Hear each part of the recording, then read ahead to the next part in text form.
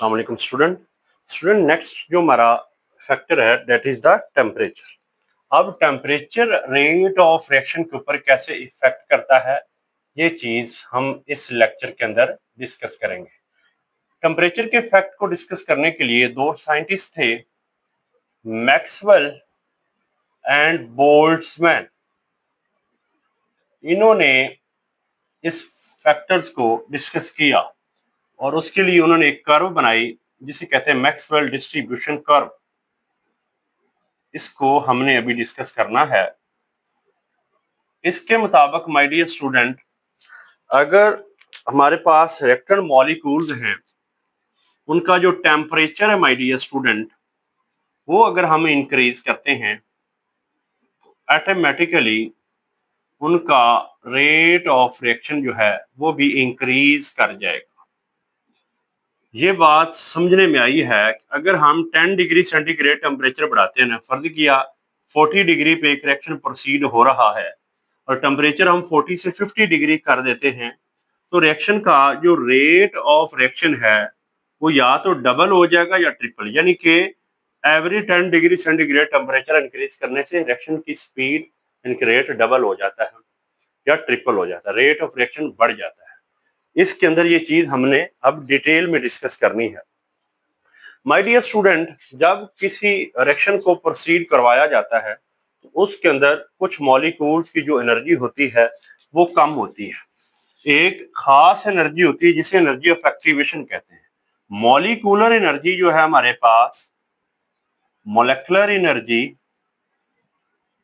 कुछ मॉलिक्यूल की लो होती है, कुछ मॉलिक्यूल की फास्ट होती है, कुछ की इनके बिटवीन होती है। जिन मॉलिक्यूल की एनर्जी लो होती है वो प्रोडक्ट की तरफ नहीं जाते क्योंकि उनको टकराने के लिए खास एनर्जी चाहिए थी, वो उनके पास इफेक्टिव कोलिजन नहीं मिल पाता।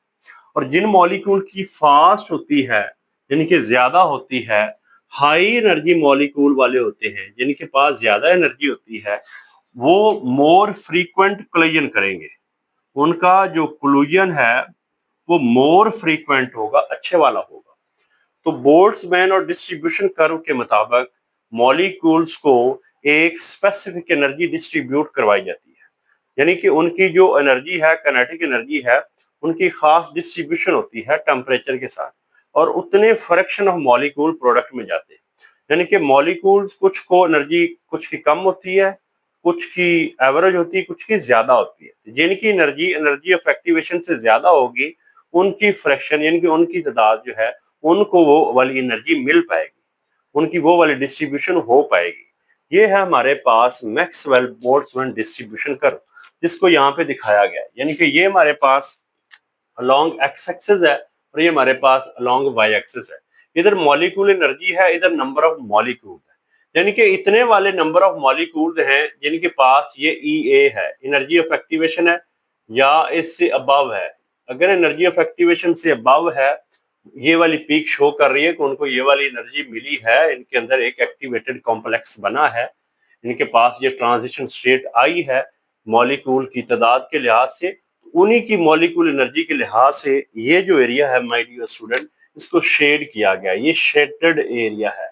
ये हमारे पास एक नॉर्मल टेम्परेचर के ऊपर ये डिस्ट्रीब्यूशन कर्व जो है ना ली गई है। इनके such type of fraction of molecule जो है उनको वो वाली एनर्जी मिल पाएगी और वो प्रोडक्ट्स के अंदर कन्वर्ट हो जाएंगे। ये फर्ज किया कि हम एक 40 डिग्री के ऊपर ये वाला एक्सपेरिमेंट कर रहे हैं, तो इतने मॉलिक्यूल की जो फ्रैक्शन है सिर्फ इतनी सी, ये जो शेडेड एरिया शो कर रहा है, इनके पास वो एनर्जी ऑफ एक्टिवेशन थी जो उनको प्रोडक्ट की तरफ ले गई। उसके बाद अगर हम टेम्परेचर इंक्रीज कर देते हैं माय डियर स्टूडेंट, टेम्परेचर जब हमने इंक्रीज किया है by increasing the temperature, by increasing the temperature, temperature के बढ़ाने से my dear student more particles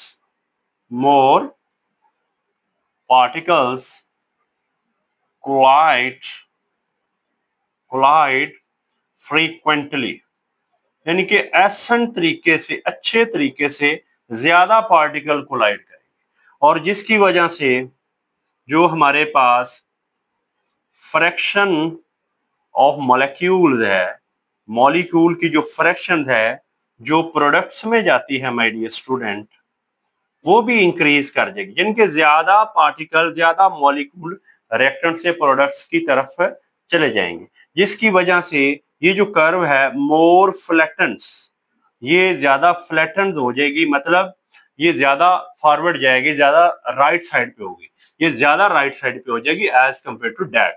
यानी कि टेम्परेचर बढ़ेगा तो ज्यादा पार्टिकल्स को एनर्जी मिलेगी, उनकी वो वाली एनर्जी जो है पहले थोड़े मॉलिक्यूल्स को मिल रही थी, आपने टेम्परेचर बढ़ा दिया, वो ज्यादा वाले पार्टिकल को जब मिलेगी वो एनर्जी बढ़ गई, वो ज्यादा अच्छे से कोलाइड करेंगे और ज्यादा प्रोडक्ट्स की तरफ जाएंगे। और फ्रैक्शन ऑफ मॉलिक्यूल जिनको वो कोलिजन एनर्जी मिली है या मॉलिक्यूलर एनर्जी मिली है वो बढ़ जाएगी। और ये आप देखें, ये वाला जो शो हो रहा है ये टेम्परेचर 1 पे हमारे पास मिल रहा है कर्व, ये टेम्परेचर 2 पे मिल रहा है, और temperature 2 is greater than T1।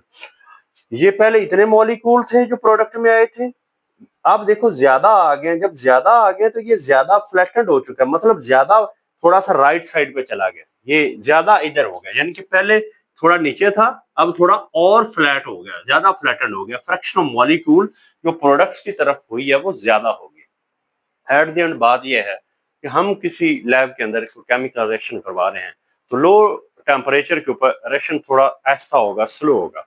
अगर आप उसको गर्म करना शुरू करते हैं तो थोड़ी उसको ज्यादा एनर्जी देते हैं, ज्यादा पार्टिकल टकराएंगे तो उसकी वो मॉलिक्यूलर एनर्जी जो है डिस्ट्रीब्यूशन के लिहाज से वो बढ़ जाएगी, कोलिजन फ्रीक्वेंसी बढ़ जाएगी, मोर फ्रैक्शन ऑफ मॉलिक्यूल जो होते हैं वो प्रोडक्ट की तरफ जाएंगे।